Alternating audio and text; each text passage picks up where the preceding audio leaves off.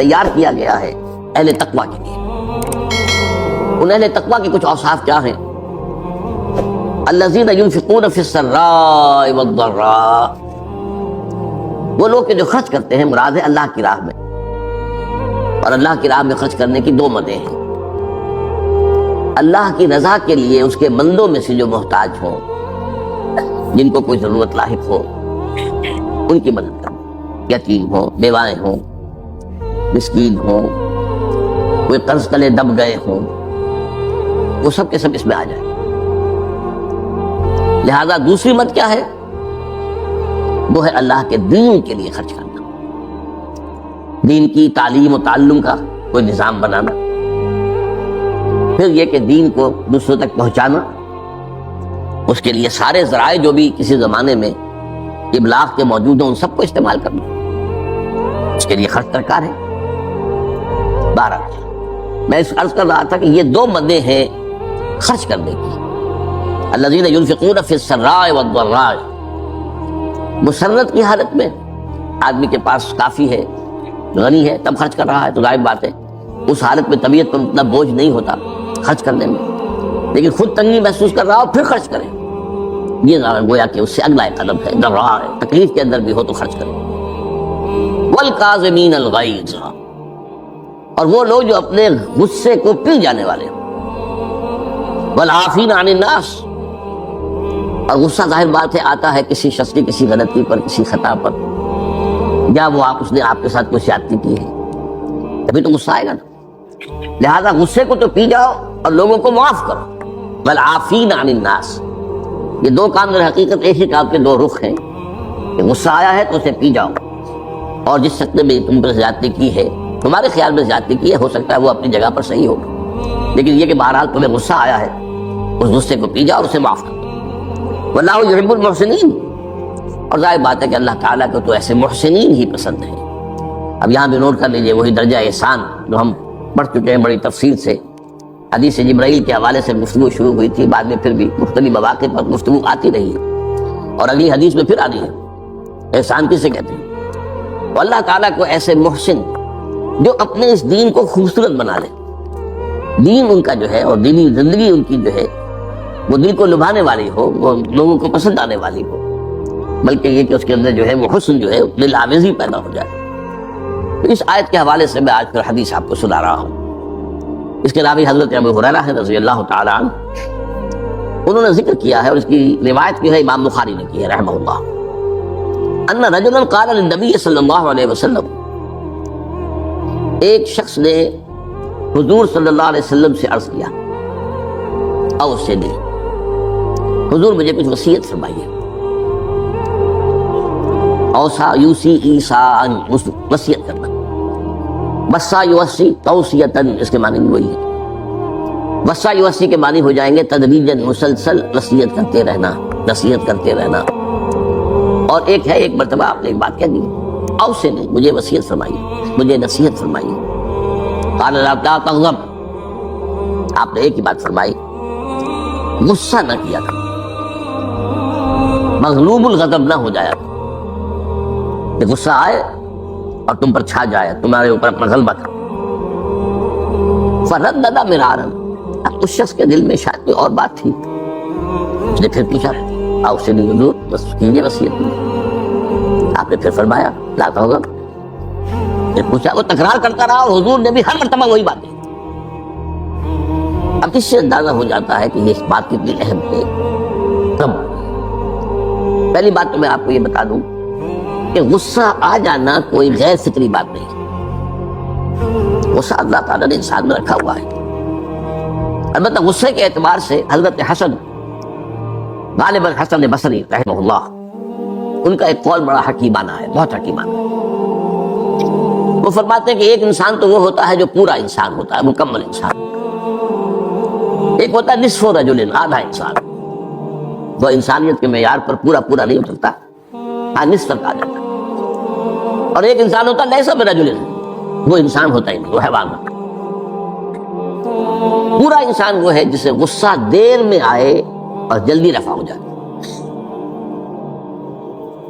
اور آدھا انسان وہ ہے جسے غصہ جلدی آئے لیکن جلدی رفع بھی ہو جائے، یا دیر میں آئے تو دیر میں رفع ہو، یہ دونوں برابر ہو جائیں گے۔ جلدی غصہ آیا جلدی ختم بھی ہو گئے، دیر میں آیا دیر لگا دی جانے میں بھی۔ اور جو شخص سرے سے انسانیت کا مستحق ہی نہیں کہ اسے انسان مانا جائے، غصہ جلدی آ جائے اور دیر میں جائے، وہ اصل میں پھر انسان نہیں، وہ اخلاقی اعتبار سے پورا انسان کہلانے کا مستحق نہیں۔ تو غضب کے اعتبار سے یہ تین درجے جو ہے وہ سامنے رہتے ہیں۔ پھر مزاجوں کی بات بھی ہوتی ہے، اللہ تعالیٰ نے مختلف مزاج بنائے ہیں۔ بعض طبائع کے اندر جمال کا عنصر زیادہ ہوتا ہے، جمالی شخصیت، خوبصورت شخصیت طبائع۔ بعض جلالی مزاج کے لوگ ہوتے ہیں، ہمارے بزرگوں میں بھی ہوتا ہے، دیندار لوگوں میں بھی ہوتا ہے، یہاں تک کہ نبیوں میں بھی ہے۔ حضرت موسیٰ علیہ السلام جلالی طبیعت کے آدمی، آپ کو معلوم ہے کہ واقعات تمہارے سامنے ہے جو قرآن میں موجود ہے۔ ایک قبطی کا اور ایک اسرائیلی کا جھگڑا ہو رہا تھا، اس اسرائیلی نے مدد مانگی تو حضرت موسیٰ نے ایک مکہ لگایا ہے اس قبطی کو اور اس کی جان نکال دی۔ تو ان کے غضب کا، ان کی جلالی طبیعت کا یہ حال ہے۔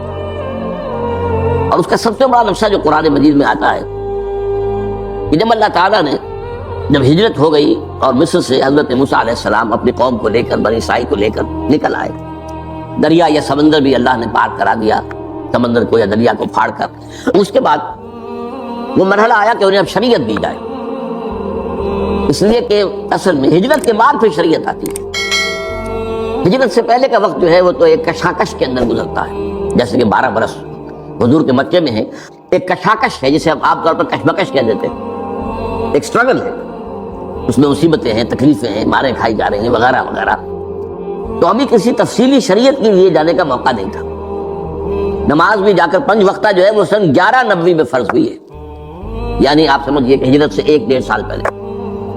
اس کے علاوہ زکوٰۃ کا کوئی نظام ابھی باقاعدہ کہ اتنے میں سے اتنا کوئی نہیں۔ ہاں عام طور پر لفظ زکوٰۃ استعمال ہوا ہے، اپنے مال کو پاک کرو، پاک کرتے رہا کرو، مال میں سے صدقہ خیرات نکالتے رہا کرو، اس سے وہ مال پاک نکل جائے۔ تو اسی طریقے سے جو ہجرت آئی حضور پر، جو ہجرت کے بعد شریعت نازل ہوئی مدینہ منورہ میں، اور دورہ ترجمہ قرآن میں یہ بات واضح میں کر دیا کرتا ہوں کہ اس شریعت کا بلو پرنٹ جو ہے، یہ لفظ آپ میں سے بہت سے حضرات جانتے ہوں گے، کوئی عمارت بنانی ہو تو اس کا جو نقشہ بنتا ہے پہلا وہ ایک نیلے کاغذ پر بنتا ہے، بلو پرنٹ۔ تو بلو پرنٹ جو ہے اس شریعت محمدی علیہ صاحب الصلاۃ والسلام کا، وہ سورہ بقرہ میں تیار ہوئی۔ پھر اس میں جو تفاصیل کے اور پورے جو خد و خال آئے ہیں وہ پھر سورہ نساء اور سورہ مائدہ اس کی تکمیل کی شروع۔ بہرحال جب حضرت موسیٰ کو ہم اللہ تعالیٰ نے طلب کیا 40 دن کے لیے کوہ طور پر، اس کو ہم چلہ بھی کہہ سکتے ہیں، 40 روز کی اللہ تعالیٰ نے ان سے ریاضت کروائی، مشقت، روزہ اور یہ کہ عبادت اور ذکر الہی۔ اس کے بعد انہیں اللہ نے تورات عطا فرما دی۔ اس میں آپ کو یاد آ جانا چاہیے حضور سے بھی قرآن مجید کے نزول سے قبل اسی طرح کا معاملہ غار حرا میں آپ کی جو خلوت گزینی ہوتی تھی، اور وہاں پر جو بھی آپ اب کیا عبادات کرتے تھے یہ ہمیں معلوم نہیں ہے، لیکن یہ ہے کہ عام طور پر جو محدثین نے کہا ہے کان صفت تعبدہ فی غار حرا التفکر والاعتبار، غور و فکر کرتے تھے یہ کائنات کیا ہے، کیا اس کا نظام ہے، یہ معاشرہ ہمارا کدھر جا رہا ہے، یہ خرابیاں کیوں بڑھ رہی ہیں، یہ کیوں انسان کا خون کرتا ہے، یہ کیا بات ہے، یہ کیا وجہ ہے کہ کچھ لوگ بھوکے مر رہے ہیں اور کچھ لوگ جو ہے ان کے پاس بہت دولت جمع ہو گئی، یہ غور و فکر جو ہے تو یہ آپ کا رہا ہے بہرحال۔ لیکن یہ کہ تخلیہ اور غار میں آپ کا قیام بھی اپنی جگہ پر شامل ہے کہ فرض کیجئے کہ آپ یہ طے کر لیں کہ عورت سربراہ ہوگی تو لازماً مرد کو اس کے تابع ہونا پڑے گا۔ یہ دنیا میں ایسے بعض معاشرے رہے ہیں کہ جہاں عورت کو سربراہی دی گئی ہے، وہ در حقیقت وہ اپنی جگہ پر وہ بھی ایک نظام چلا ہے، بعض جگہوں پر بہت استثنائی کیفیات کے ساتھ، لیکن ظاہر بات ہے مساوات تو پھر بھی نہ رہی نا، کیونکہ اوپر کسی کو ایک کو ہونا ہے۔ اگر عورت کو سربراہ بنائیں گے، جس کو آپ کہتے ہیں مادر سری نظام، یہ پدر سری نظام ہے، باپ اگر سربراہ ہے، اگر ماں سربراہ ہے مادر سری نظام ہو جائے گا، لیکن باپ تابع ہو جائے گا، مساوات تو نہیں ہو سکتی۔ اور اگر پدر سری نظام ہے تو باپ جو ہے وہ بالا تر ہے، وہ ہیڈ آف دی فیملی ہوگا، عورت اس کے تابع ہوگی۔ یہ ممکن نہیں ہے کہ اس سطح پر مساوات کو اختیار کیا جا سکے، یہ ناممکن العمل ہے، یا مرد کو سربراہی دیجیے یا عورت کو سربراہی دیجیے۔ اور قرآن مجید نے بالکل واضح الفاظ میں یہ سربراہی جو ہے وہ مرد کو عطا کی۔ چنانچہ میں نے جو آیات آپ کو پڑھ کر سنائی تھی ان میں سے ایک آیت تو سورہ بقرہ کی ہے کہ جو تمہید کا درجہ رکھتی ہے۔ ظاہر بات ہے کہ آج جو چیز انسانوں کے اندر اس درجے ایک فلسفے کی شکل اختیار کر کے آ گئی ہے، اس کے کوئی نہ کوئی جراثیم اس زمانے میں بھی ہوں گے، اور عورتوں کے اندر وہ جو ایمینسیپیشن یا ان کی آزادی کا ایک جذبہ ہے، اس وقت بھی کچھ نہ کچھ وہ چاہے بہت ہی دبا ہوا ہو لیکن موجود ہوگا۔ لہذا قرآن مجید نے جس طریقے سے کہ ہر میدان میں جو قانون اور جو شرعی ہدایات دی ہیں ان میں ایک تدریج ہم دیکھتے ہیں کہ پہلے میدان ہموار کیا گیا۔ جیسے شراب کے بارے میں پہلے صرف یہ کہہ دیا گیا کہ اس میں کچھ نفع کی بات بھی ہے لیکن نقصان بھی ہے، وَإِسْمُهُمَا أَكْبَرُ مِن نَفْعِهِمَا، اس کا گناہ کا پہلو جو ہے وہ نفع کے پہلو سے بڑھ کر ہے، بس یہ کہہ کر سورہ بقرہ میں چھوڑ دیا گیا۔ اس سے آگے چل کر ذرا فرمایا گیا کہ تم نماز کے قریب مت جایا کرو جبکہ تم نشے کی حالت میں ہو۔ اس سے اب اندازہ ہو رہا تھا سب کو کہ یہ رخ کدھر جا رہا ہے، اور بہت سے حضرات نے تو پہلی آیت ہی نازل ہوئی تو شراب نوشی جو ہے وہ ترک کر دی اور تائب ہو گئے۔ بہت سے حضرات دوسری آیت پر سمجھ گئے کہ یہ فیصلہ کن معاملہ اب آنے والا ہے۔ جب تیسری مرتبہ حکم آیا جو سورہ مائدہ میں ہے فَاجْتَنِبُوهُ، اب باز آتے ہو کہ نہیں آتے، فَهَلْ أَنْتُم مُنْتَهُونَ، اب باز آتے ہو کہ نہیں، تو گویا کہ وہ آخری حکم آ گیا، اس میں تدریج ہے۔ بالکل اسی طرح اس معاملے کو یہ کڑوی گولی حلق سے اتارنے کے لیے کہ مردوں کو قوام بنایا جانا ہے، مردوں کو حاکم بنایا جانا، اس ادارے کا سربراہ بنایا جانا ہے، اس کے لیے ذرا فضا ہموار کی گئی ہے۔ پہلے سورہ بقرہ کی آیت میں، آیت نمبر 228 ہے، یہ فرمایا وَلَهُنَّ مِثْلُ الَّذِي عَلَيْهِنَّ بِالْمَعْرُوفِ، عورتوں کے حقوق بھی اسی طرح کے ہیں معروف طریقے پر جیسے کہ ان کے فرائض ہیں۔ یہ بات اچھی طرح سمجھ لیجئے، اس آیت کا ترجمہ بھی اس دور میں بعض لوگوں نے غلط کیا ہے اپنے مغالطے کی وجہ سے، بعض جان بوجھ کر غلط کر رہے ہیں۔ یعنی وہ یہ سمجھتے ہیں کہ ترجمہ یہ ہوگا کہ جیسے حقوق مردوں کو عورتوں پر ہے ویسے ہی حقوق عورتوں کے مردوں پر ہے۔ یہ ترجمہ اس کا غلط ہے۔ عربی زبان میں لام اور علا کا استعمال جو ہوتا ہے اس کو سمجھ لیجئے کہ لام کسی کے حق کے لیے آتا ہے اور علا کسی کی ذمہ داری کے لیے، ذمہ داری لائبلٹی، رسپانسبلٹی، جس کے لیے وہ اکاؤنٹیبل ہے، جس کی اس کو جواب دہی کرنی ہوگی، علا اس کے لیے آتا ہے۔ جیسے کہ وہ مشہور دعا ہے قرآن مجید کے بارے میں کہ پروردگار وَاجْعَلْهُ لَنَا حُجَّةً، اے اللہ اس قرآن کو ہمارے حق میں حجت بنا۔ اور حضور کی وہ حدیث ہے کہ القرآن حجت لَكَ أَوْ عَلَيْكَ، یہ قرآن یا تو تمہارے حق میں حجت بنے گا یا تمہارے خلاف دلیل بنے گا۔ بالکل اسی طرح یہاں ہے وَلَهُنَّ مِثْلُ الَّذِي عَلَيْهِنَّ بِالْمَعْرُوفِ، یہ اصل میں توازن ہے وہ کہ جو حقوق اور فرائض اور ذمہ داریوں اور اختیارات کے مابین ایک توازن دنیا میں ایک یہ مسلمہ امر ہے کہ آپ کو معلوم ہے دنیا کے نظام میں اگر کسی شخص کے اوپر آپ نے ذمہ داری زیادہ رکھی ہے تو اس کے پاس حقوق بھی زیادہ ہونے چاہیے، اس کے اختیارات بھی زیادہ ہونے چاہیے۔ کسی کی اگر ذمہ داری کم ہے تو اسے کم اختیارات کی ضرورت ہے۔ یہ توازن در حقیقت حقوق و فرائض کا ہے، یہ توازن ذمہ داریوں اور اختیارات کا ہے۔ جتنی وسیع ذمہ داریاں ہوں گی اتنے وسیع اختیارات لازمی ہیں، جتنے محدود فرائض ہیں اتنے ہی محدود حقوق ہو جائیں گے۔ تو فرمایا وَلَهُنَّ مِثْلُ الَّذِي عَلَيْهِنَّ، جیسی کچھ ان پر ذمہ داریاں ہیں ویسے ہی اللہ نے ان کے حقوق معین کیے ہیں۔ حقوق و فرائض کا یہ توازن ہی در حقیقت اسلام کے معاشرتی نظام کی سب سے بڑی خوبی، اس کا سب سے بڑا حسن ہے۔ لیکن اس کے بعد ایک اضافہ کیا وَلِلرِّجَالِ عَلَيْهِنَّ دَرَجَةٌ وَاللَّهُ عَزِيزٌ حَكِيمٌ، اور مردوں کو عورتوں پر ایک درجہ حاصل ہے اور اللہ عزیز ہے، حکیم ہے۔ اللہ زبردست ہے، کمال حکمت والا ہے۔ عزیز ہے تو اسے اختیار ہے جو چاہے حکم دے، جو چاہے نظام بنائے، مختار مطلق ہے، وہ شارع ہے جو چاہے شریعت متعین کر دے، اور وہ حکیم بھی ہے، وہ الٹپ فیصلے نہیں کرتا، وہ اندھا دھند کوئی قانون سازی نہیں کرتا، اس کی قانون سازی میں کسی کے لیے جانبداری نہیں ہے، نہ وہ مردوں کے لیے جانبدار ہے نہ وہ عورتوں کے حق میں جانبدار ہے، بلکہ اس کی حکمت کاملہ، حکمت بالغہ جو ہے اس کے تحت اس نے اپنے اختیارات مطلق کو استعمال کرتے ہوئے نظام معین کیا ہے۔ یہ اصل میں تمہید ہے اس کس چیز کی؟ وہ ہے سورہ نساء کی آیت الرجال قوامون علی النساء، مرد عورتوں پر نگران ہے، اور میں اس کا ترجمہ یہاں تک کروں گا کہ مرد عورتوں پر حاکم ہے، اس لیے کہ قامہ سے بنا ہے قوام، قامہ یقوم و کھڑا ہونا، اور جیسے کہ آپ کو معلوم ہے ہر زبان میں ہوتا ہے فعل کے بعد پریپوزیشن جو ہے، ورب کے بعد پریپوزیشنز کے آنے سے زمین و آسمان کا فرق واقع ہوتا ہے۔ جیسے کہ ایک سادہ مثال میں دیا کرتا ہوں، ٹو گیو، اس کے ایک معنی ہے ٹو گیو اپ، اب وہ معنی کچھ کے کچھ ہو گئے۔ ٹو گیو ان، یہ بالکل ہی بدل گیا معاملہ۔ ٹو گیو ان کے معنی ہے کسی کی اطاعت قبول کر لینا، ٹو گیو اپ کسی چیز کو چھوڑ دینا، ٹو گیو کوئی چیز دے دینا۔ اب یہ لفظ ٹو گیو تو سب میں شامل ہے، لیکن اپ اور ان کے اضافے سے زمین و آسمان کا فرق ہو گیا۔ اسی طرح عربی زبان میں بھی جیسا کہ میں نے ابھی لام اور علا کا آپ کو بتایا ہے، اسی طرح قامہ الا جب آئے گا کسی کام کی طرف متوجہ ہونا، کسی چیز کے لیے کمر کس کر کھڑے ہو جانا قامہ الا، اور قامہ علا کسی پر کھڑا ہونا، یعنی کسی پر نگران بن جانا، کسی پر سربراہی اختیار کرنا، کسی کی ذمہ داری لے لینا، کسی کی کفالت کرنا، یہ تمام چیزیں جو اس پہ آ جائیں گی۔ تو تو الرجال قوامون علی النساء، مرد جو ہے وہ عورتوں پر حاکم ہیں، ان کے نگران ہیں، ان کے کفیل ہیں، ان کے ذمہ دار ہیں. یہ تمام جو تصورات ہیں اس لفظ کے اندر، اس علا کے اضافے کی وجہ سے یہ اس کے اندر موجود ہو گئے. بما فضل اللہ بعضهم علی بعض. اب یہ قوامیت جو مرد کو دی گئی کس بنیاد پر دی گئی؟ قرآن نے خود اس کو واضح کیا. دو باتیں ہیں. نمبر ایک، بسبب اس فضیلت کے جو اللہ نے بعض کو بعض پر دی ہے. اب یہ بعض کو بعض پر دی ہے، یہ بھی در حقیقت ایک بہت ہی بلیغ پیرایا بیان ہے کہ عورتوں کی ذرا دل شکنی نہ ہو کہ وہ بات یوں کہی جاتی کہ چونکہ اللہ نے مردوں کو فضیلت دی ہے عورتوں پر. وہ بات آ چکی تھی، وَلِلرِّجَالِ عَلَيْهِنَّ دَرَجَةٌ، یہ سورہ بقرہ کی آیت میں بات آ چکی. مردوں کو عورتوں پر ایک درجہ فضیلت کا حاصل ہے، لیکن یہ کہ یہاں پھر بات کو مبہم انداز میں کہا گیا تاکہ اس بات کو انسانی ذہن جو ہے قبول کر لے. اللہ نے بعض کو بعض پر فضیلت دی ہے. اب یہ ایک ایسا یونیورسل ایک ٹروتھ ہے، بعض پیدائشی طور پر خوبصورت ہے، بعض بدصورت ہے. بعض کو اللہ نے اچھی صحت سے نوازا ابتدا سے، اور بعض کمزوری پیدا ہوتے ہیں، کمزوری رہتے ہیں. بعض کو ذہنی صلاحیتیں بہت بہتر دی ہوئی ہیں اور بعض کے پاس نہیں ہے، غبی ہے. یہ چیزیں وہ ہیں کہ جو فضیلتیں ہیں انسان کی تخلیقی بنیاد پر، جس میں انسان کا نہ کوئی کریڈٹ ہے نہ اس پر کوئی الزام جائے گا. اس لیے کہ جو اللہ نے بنا دیا جس طور سے بنا دیا، لیکن ظاہر بات ہے کہ ذہین کو غبی پر ایک فضیلت حاصل ہے، قوی کو ضعیف پر ایک فضیلت حاصل ہے. حضور نے فرمایا المؤمن القوی خیر من المؤمن الضعیف. مومن جو قوی ہو وہ ایک کمزور مومن کے درجے میں بہتر ہے، اس لیے کہ وہ اسلام کے لیے زیادہ محنت کرے گا، اللہ کے دین کی سربلندی کے لیے زیادہ محنت کر سکے گا، زیادہ قربانیاں دے سکے گا. تو اب لیکن یہ کہ اس میں کسی کا قصور نہیں ہے. اگر کوئی جسمانی اعتبار سے کمتر پیدا کیا گیا تو اس میں اس کے لیے کوئی ملامت کی بات نہیں ہے. البتہ فضیلت اپنی جگہ پر مسلم ہوگی، اس کو تسلیم کیے بغیر چارہ نہیں. تو اس طریقے سے جنرل الفاظ میں فرمایا گیا بما فضل اللہ بعضهم علی بعض، بسبب اس فضیلت کے جو اللہ نے بعض کو بعض پر دی ہے.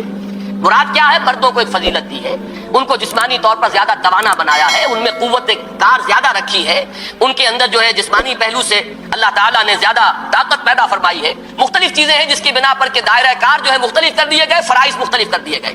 اور دوسری بات فرمائی وَبِمَا أَنفَقُوا مِنْ أَمْوَالِهِمْ، اور بسبب اس کے کہ وہ اپنے اموال میں سے خرچ کرتے ہیں.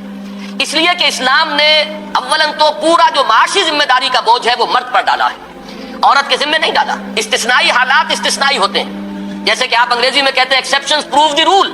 ایکسیپشن تو ایکسیپشنز ہی رہیں گی، وہ قانون کو نہیں بدلتی بلکہ وہ قانون کو اور موثق کر دیتی ہیں، مزید اس سے قانون ثابت ہو جاتا ہے. تو استثنائی حالات اور ہیں. اگر کوئی بیوہ ہے بیچاری اور اس کے چھوٹے بچے ہیں، وہ دوسری شادی بھی نہیں کرنا چاہتی اپنے ان بچوں کی وجہ سے، اور وہ کوئی محنت مزدوری کر رہی ہے، وہ گھر میں بیٹھ کر کپڑے سی رہی ہے یا کوئی بچوں کو پڑھا کر اپنا پیٹ پال رہی ہے، اپنے بچوں کی پرورش کا سامان کر رہی ہے، تو بہت بڑی نیکی کما رہی ہے. لیکن یہ ہے کہ بہرحال ذمہ داری مرد کی ہے اصلاً کہ وہ گھر کا پورا خرچ جو ہے اس کو برداشت کرے. اسی کو سمجھیے کہ بطور علامت یہ مہر جو ہمارے ہاں ہے، یہ مہر کیوں ہے جس پر کہ اتنا زور ہے پورے سورہ بقرہ میں اور سورہ نساء میں، جہاں بھی کہیں خواتین کا معاملہ آیا ہے اس میں آپ کو وہ وآتوا النساء صدقاتهن نحلہ، یہ مہر جو ہے ان کو خوش دلی کے ساتھ ادا کیا کرو. اس کا مطلب کیا ہے؟ ظاہر بات ہے کہ مہر عورت کی قیمت نہیں ہے، معاذ اللہ. عورت کوئی فروختنی شے نہیں ہے کہ مہر کے عوض آپ نے اسے خرید لیا. یہ صرف ایک سمبل ہے، ایک علامت ہے اس بات کی کہ مرد طالب ہے، عورت مطلوب ہے. اس کے لیے علامت کے طور پر یہ چیز رکھ دی گئی ہے کہ کچھ نہ کچھ اپنا مال وہ خرچ کرتا ہے، اور یہ در حقیقت ایک علامت بن گئی ہے اس کے طالب ہونے کی. اور حالانکہ ویسے اگر دیکھا جائے تو سیدھی بات ہے، جیسے مرد کو عورت کی ضرورت ہے، عورت کو بھی مرد کی ضرورت ہے. ایک پہیے پر گاڑی نہیں چل سکتی، نہ صرف مرد کے پہیے پر انسانی تمدن کی گاڑی چل سکتی ہے، نہ عورت کے پہیے پر گاڑی چل سکتی ہے. یہ دونوں ہی پہیے ہوں گے تو گاڑی آگے بڑھے گی. اور جس طریقے سے مرد کو عورت کی ضرورت ہے اسی طرح عورت بھی مرد کی محتاج ہے. لیکن مہر مرد دیتا ہے تاکہ معلوم ہو کہ یہ ایک اسلام کا ایک رخ ہے کہ جس سے کہ اس نے پورے فلسفے کو واضح کر دیا. بما انفقوا من اموالہم، سب سے پہلے تو یہ کہ رشتہ ازدواج کا آغاز ہی ہوا مرد کے مہر ادا کرنے سے، اور پھر یہ کہ اس خاندان کی پوری کفالت کی ذمہ داری مرد نے لی ہے. یہ دو بنیادیں ہیں جس کی بنا پر کہ اسلام نے مرد کو حاکمیت دی ہے، قوامیت دی ہے، مرد کو سربراہ بنایا ہے، عورت کو اس کی اطاعت کا حکم دیا گیا ہے. لہذا ذرا یہاں دیکھیے اس کے بعد کے الفاظ کیا ہیں، فالصالحات قانتات، پس نیک بیویاں وہ ہیں کہ جو فرما بردار ہیں. فرما بردار کن کی؟ اپنے. یہ قنوت کا لفظ یا اللہ کے لیے آتا ہے، جیسے کہ ہم نے ابھی سورہ احزاب کی آیت میں پڑھا تھا والقانتین والقانتات، فرما بردار مرد اور فرما بردار عورتیں. قنوت کہتے ہیں فرما بردارانہ انداز میں کھڑے ہو جانے کو، کسی کے حضور میں کھڑے ہونا، جھک کر کھڑے ہونا، گویا کہ اس کا حکم ماننے کے لیے انسان آمادہ ہے کہ جو حکم دیں گے بصر و چشم میں اسے قبول کروں گا. اسی لیے جو دعا ہم کھڑے ہو کر مانتے ہیں وتر میں، اسے دعائے قنوت کہا جاتا ہے کہ ہم نے وہ دست بستہ کھڑے ہو کر اللہ کے حضور میں ہم نے وہ دعا مانگی ہے. ورنہ عام طور پر دعا جو ہے انسان وہ بیٹھ کر مانگتا ہے. نماز کے بھی قاعدہ اخیرہ کے اندر دعا ہے. ایسے بھی آپ نماز کے اختتام کے بعد بھی دعا مانگتے ہیں بیٹھ کر, دعائے قنوت, وہ در حقیقت کھڑے ہو کر. تو دست بستہ کسی کے حضور میں حاضر رہنا, اس کے حکم کو بجا لانے کی آمادگی کے ساتھ, یہ قنوت کی اصل روح ہے. تو اللہ کا قانت بندہ اور اللہ کی قانت کنیز بندی. لیکن یہاں یہ لفظ آیا ہے فالصالحات قانتات, نیک بیویاں وہ ہیں جو شوہروں کی اطاعت گزار ہیں. اب یہاں جان لیجئے وہ قاعدہ کلیہ اپنی جگہ پر قائم رہے گا کہ لا طاعۃ لمخلوق فی معصیت الخالق. حضور صلی اللہ علیہ وسلم نے فرمایا مخلوق میں سے کسی کی اطاعت نہیں ہو سکتی جس میں کہ خالق کی معصیت لازم آ رہی ہو. حاکم کی اطاعت نہیں ہوگی, استاد کی اطاعت نہیں ہوگی, والدین کی اطاعت نہیں ہوگی اگر وہ اللہ کے حکم کے خلاف حکم دے. اگر باپ کہتا ہے نماز نہ پڑھو تو نہیں مانا جائے گا, والدہ کہتی ہے کہ نماز نہ پڑھو نہیں مانا جائے گا, اس لیے کہ لا طاعۃ لمخلوق فی معصیت الخالق. اگر حاکم جو ہے اللہ کی شریعت کے حکم کے خلاف حکم دیتا تو نہیں مانا جائے گا. لا سمع ولا طاعہ, نہ سنیں گے نہ اطاعت کریں گے. بالکل اسی طریقے سے عورت اپنے شوہر کے اس حکم کی تو خلاف ورزی کر سکتی ہے, بلکہ اسے کرنا چاہیے, یہ اس کے ایمان کا تقاضا ہے, جو شریعت کے حکم کے خلاف وہ حکم دے. لیکن شریعت کے حکم کے اندر جو دائرہ ہے, اب اس میں دو شکلیں ہیں. مباحات کا دائرہ ہے, اس میں اختلاف رائے ہے, شوہر کی رائے کچھ اور ہے, بیوی کی رائے کچھ اور ہے. یہاں بیوی کو ذہناً آمادہ رہنا چاہیے, اگر وہ شوہر کو کنونس کر سکے, اگر دلیل سے قائل کر سکے, اگر منوا سکے تو کوئی بات نہیں, ٹھیک ہے. لیکن یہ کہ اگر وہ اختلاف قائم رہتا ہے تو قرآن مجید کی آیت کی روح سے بیوی کو مستقل طور پر ذہناً آمادہ رہنا چاہیے کہ وہ اپنی رائے کو پیچھے ڈال کر اپنے شوہر کی رائے پر عمل کرے. یہ اس کا وہ جذبہ ہے کہ جس میں اس نے شوہر کی سربراہی کو گویا کہ ذہناً اور قلباً قبول کیا ہے. یہ اس آیت کا اصل مفہوم ہے فالصالحات قانتات, نیک بیویاں وہ ہیں جو شوہروں کی اطاعت گزار ہیں, جو ان کا حکم ماننے والی. حکم کہاں؟ مباحات کے دائرے میں, جہاں اللہ تعالیٰ کے حکم کے خلاف حکم وہ نہیں مانا جائے گا. وہ تو پھر اس بندہ مومن اور اللہ کی اس بندی کے لیے امتحان ہے, آزمائش ہے اس کے ایمان کا. لیکن یہ کہ اگر اس کے دائرے کے اندر ہے تو اپنی رائے کو پیچھے ڈال کر اپنے شوہر کی رائے پر عمل کرنا, یہ ہے وہ کہ جو ایک مسلمان بیوی سے اسلام کا اور قرآن کا تقاضا ہے.